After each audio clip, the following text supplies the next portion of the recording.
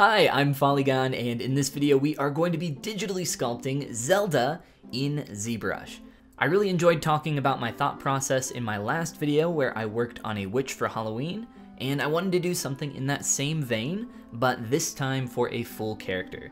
So the amount of time required for this sculpt is going to be much longer than the last, which was only a bust. To begin this sculpt, I start with my tried and true best friend, the sphere, and begin blocking out the major shapes of my character. My focus during this part of the character creation process is not to worry too much about proportions or how nice everything is looking, but more so just kind of building all the parts necessary for the blockout. After I have most of the stuff in there for the body, then I'll start working on a stronger foundation. So I'm not working from a particular reference this time around, but instead I gathered a ton of images from the games and fan art in an attempt to create something new. So this is going to be a little bit of my own style as I create Zelda with a twist. What is that twist? At this point I really had no idea. I had a ton of ideas for more modern outfits, maybe going down some more trendy or hipster type routes, right? Essentially I wanted to create the character doing something new, as she's always depicted the same way in her fancy dresses or some other type of fantasy outfit. I thought it would be fun to try a new direction. My idea for this character was inspired by the scene in Wreck-It Ralph 2 where Vanellope stumbles upon all the Disney princesses when they're just kind of chilling in their room. All the clothing still fits within the theme of the characters, but they're all more modernized. So I want the clothing and character to still immediately read as Zelda, but in a completely different environment. As a side note, I didn't know this, but the little girl from Ralph, her name is actually Vanellope, like vanilla. I thought it was Penelope for the longest time until I looked it up here while recording this. And now that I think about it a little more, the candy theme starts to make more sense. So what is actually important during this stage? First is to literally just get stuff on the canvas as quickly as you can. Once you have the basic maquette, then you can start refining your forms from there. It's really important that you don't get caught up with how things look at this stage and understand that it will get better down the line.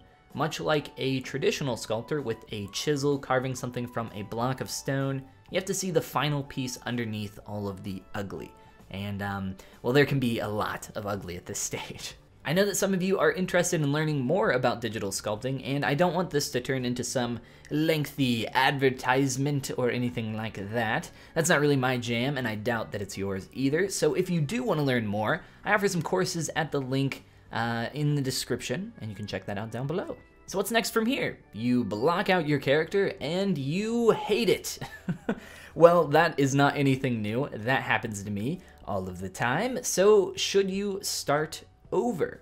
Well, maybe. I would pretty much always say no. It's typically a bad idea to completely start over. Push through the growing pains of this stage and keep plussing up your shapes and working on them, improving your character from the primary forms. Don't be focused on details. That's really not what you want to do at this stage. Don't worry too much about anything other than silhouette. That is the most important part of the blockout phase. If it doesn't change the silhouette at this stage, just don't worry about it. Now, as I mentioned earlier, I'm not using a singular image to create this character, but am instead playing around a little in the mud as I decide on a specific direction.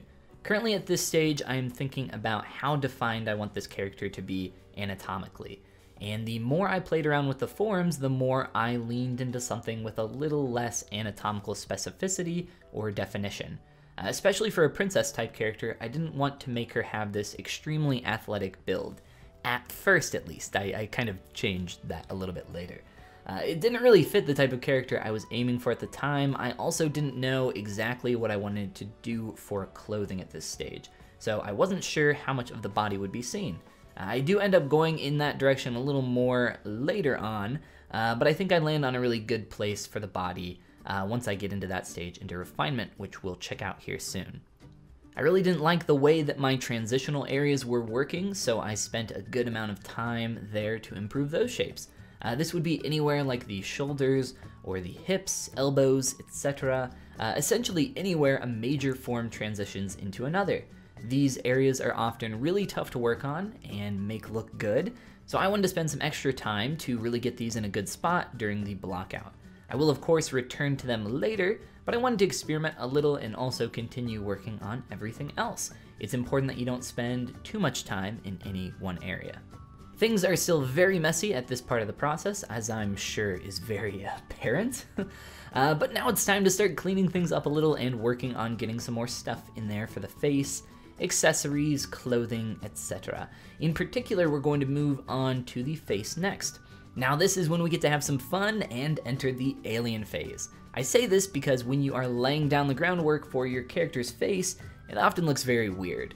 This is just something you have to get over and understand that like a construction worker building a home, you are simply laying down the foundation, and that is rarely attractive. Once you have all the parts of the face in there, then you can start worrying about making everything more appealing and closer to your end goal. Right, you're not really thinking about putting on your shutters and paint and roof tiles. What are those? Shingles.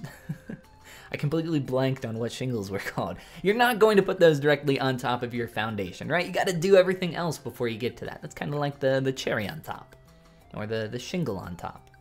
This is a horrible analogy and we're gonna continue on. You guys can see one of my processes for creating a mouth bag right now. This is made so that I can open up the character's mouth later on.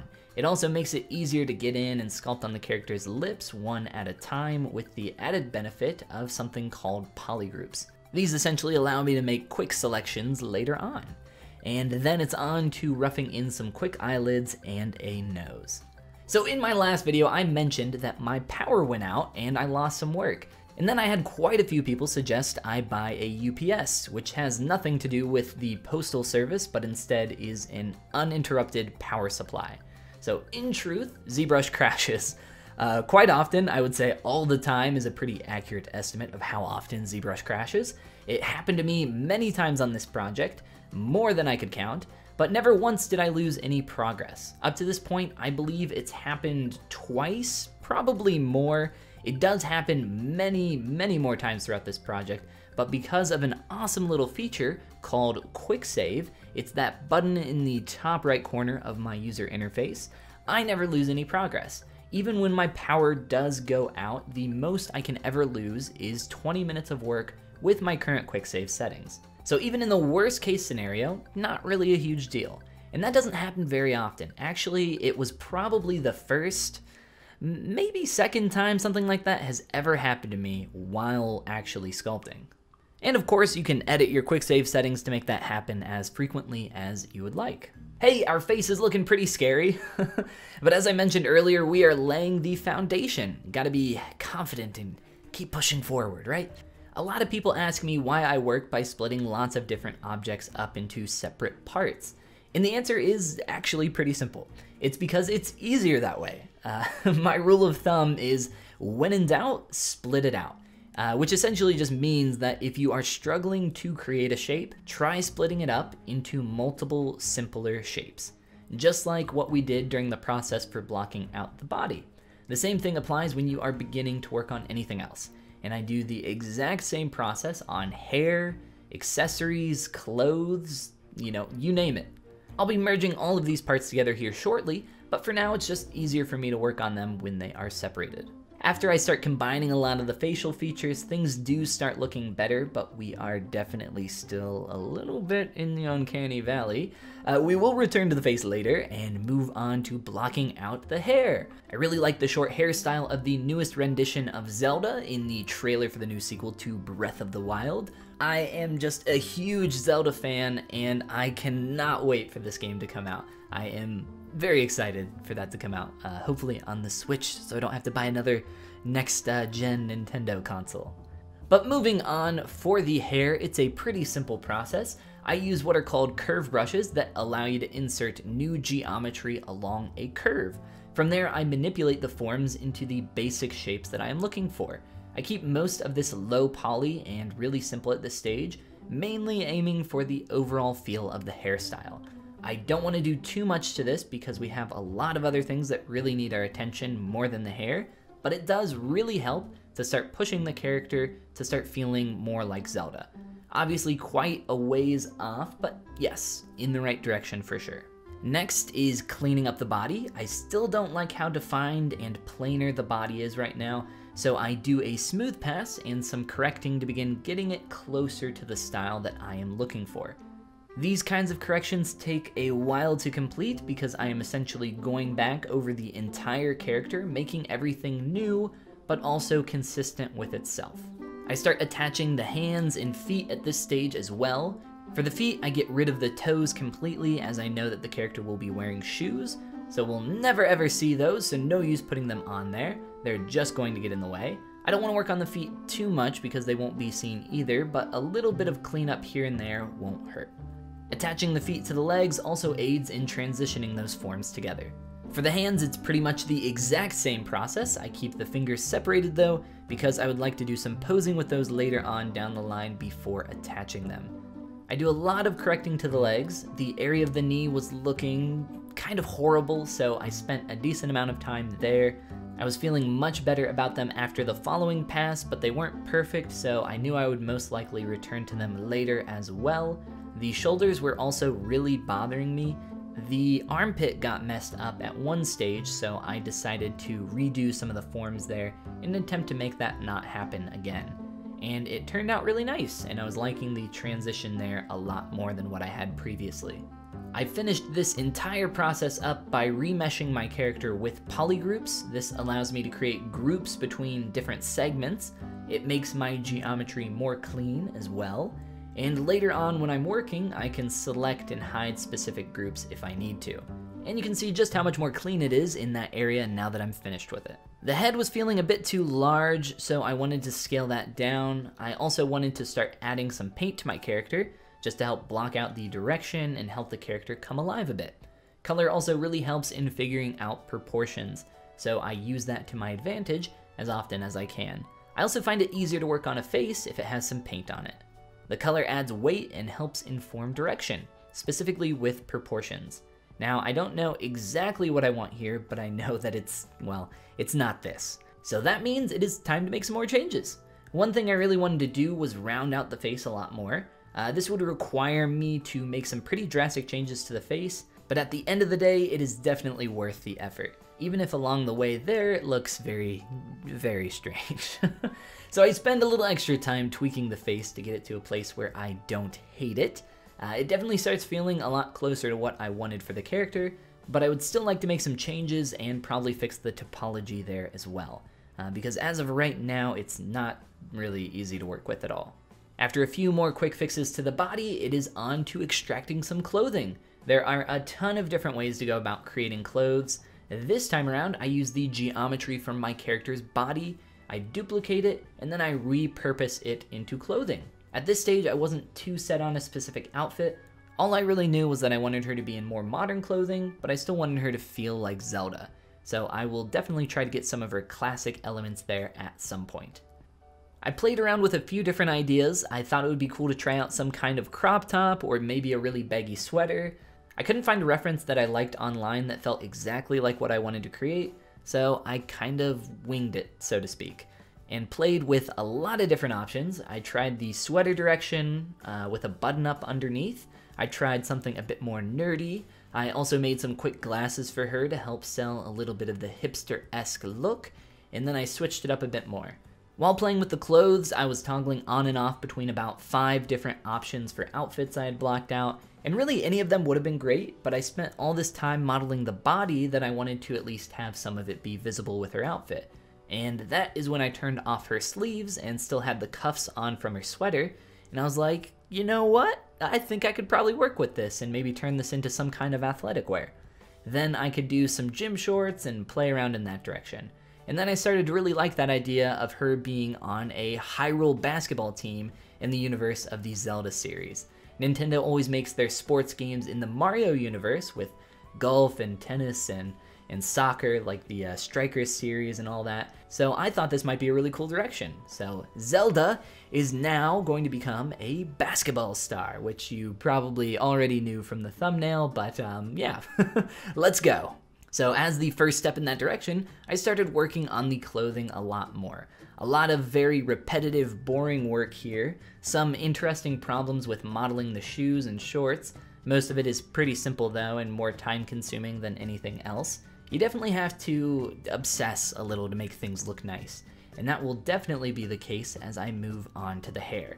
Hair is always something that takes a long time, but luckily I had done a good amount of work to get it into the main shape that I wanted. So now it's much easier to make the hair more complex while retaining the major shapes that I have right now. The silhouette will of course change as I add more complexity. I notice I need to shift the weight of the back of the hair so that it doesn't feel quite so bottom heavy. And there are a lot of other small tweaks and changes that I make to start getting it to feel a bit more polished.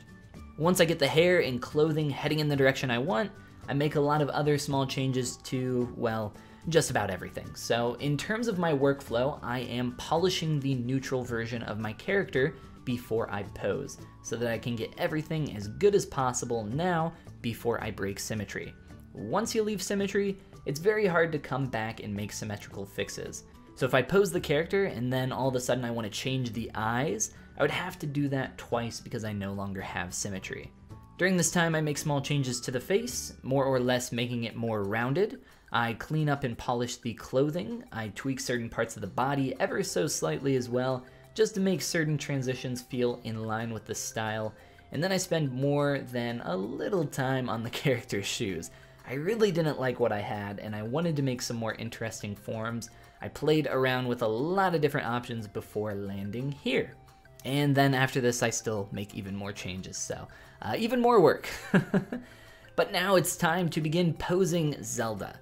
And this can be more than a little bit scary because you are breaking symmetry. It's like a last chance to turn around sign staked in the road on like a dark, stormy night.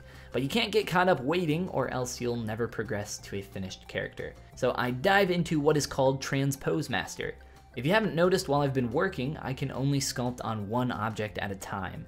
In ZBrush language, your entire character is a tool, and all the parts that make up your character are called subtools.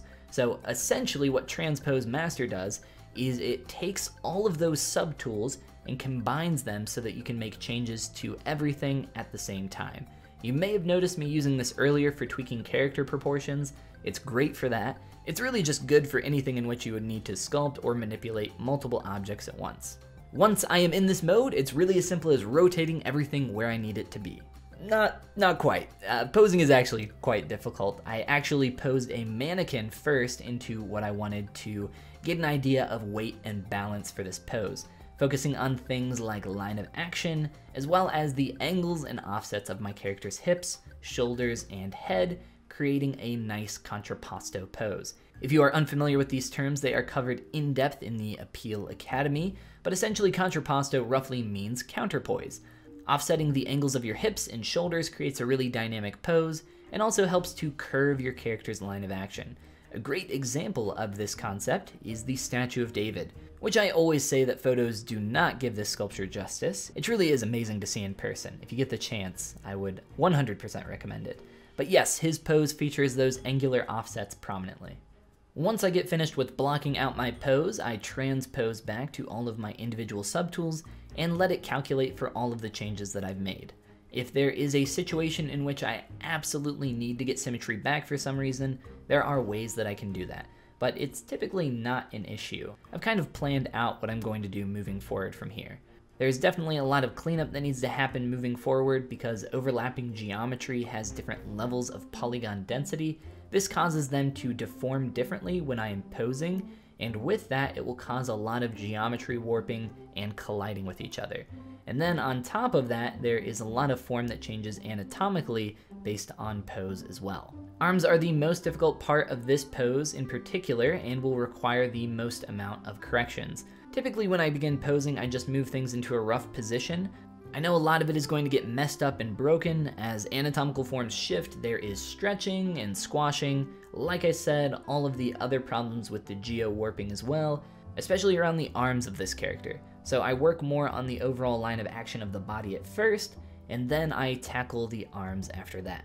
Here's something fun I wanted to show off very quickly. It's an extremely rare graphical glitch that I've only seen happen a handful of times, but every time it happens, I try to grab a quick screenshot of the effect. I was able to catch this one on video very briefly because, as you can guess, I experienced a crash shortly into this colorful experience. This hasn't happened to me in a very long time, and I work with this program every single day, so like I said, it is very, very rare. But moving on away from rare graphical glitches, I need to finish this character at some point.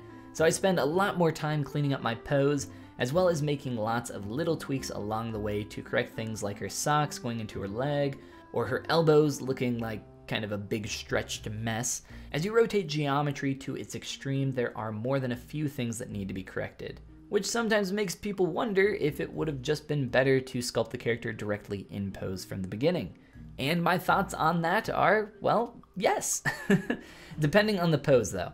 I think the more complex the pose, the more likely it is that working asymmetrically would probably be better. But with this character, I wasn't sure what I was going to do for the pose when I started it. I didn't even know what the character would look like, or what she would be wearing, or really any of it. It was all stuff I had to figure out along the way. So in this case, I think it was better that I started in a neutral pose, because then I had the freedom to go into any different direction later on. Finishing up with a few final tweaks and decisions for things like the glasses. I was debating on if I would even keep them at this point. I didn't like how much of the expression was hidden with them, and they were more of a leftover piece from when I was going to make her more of a hipster. I still actually render the character with the glasses, but I'm not really sure if they fit the theme at this point. I also sculpted this fireball that I thought was fun. Zelda is of course known for her magic, so I wanted to incorporate that somehow. I end up incorporating that with the basketball. Other than that, I'm pretty much finished. There is always more I could do, of course, but you have to call it quits eventually, right? I think the only other thing I do from here is clean up a few very small things with the hair. Some people complained that I didn't show a turnaround of my last character bust that I did, so I definitely wanted to do that this time around. But honestly, as soon as I show off a final image for the character, the number of views drops off almost immediately. If you look at the stats for any of my videos, the highest viewership percentage is right there at the end when I show off the character. So I know a lot of people are skipping here to the end to see the final result, which I really don't mind, but I do want to point out something about that, because I think it's important, especially for aspiring artists. People often see the end result, but not the hours and days and even years that went into learning, practicing, and creating that final piece. And my hope is that through showing my process, I can maybe show how much work really goes into something like this character. Even for me, I do this professionally, but when I start working on something new, it doesn't immediately look amazing, right? You all saw that, or hopefully those that actually watched through the entire video did. But I would challenge you to avoid that mindset if you can. Next time you see some amazing artwork, or really anything, a video game, a movie, a book, or something mundane like a skyscraper, whatever it may be, just understand that there was a ridiculous amount of time and love and sweat and tears poured into those things that you like. And I think that being in that mindset more really helps people to realize that they can do it too. It's not some magical gift that I was born with or anybody else was. No, it's something that I trained for and practiced for many, many hours. Many more than I can count, that's for sure. But that's all. That's my little nugget of wisdom here at the end.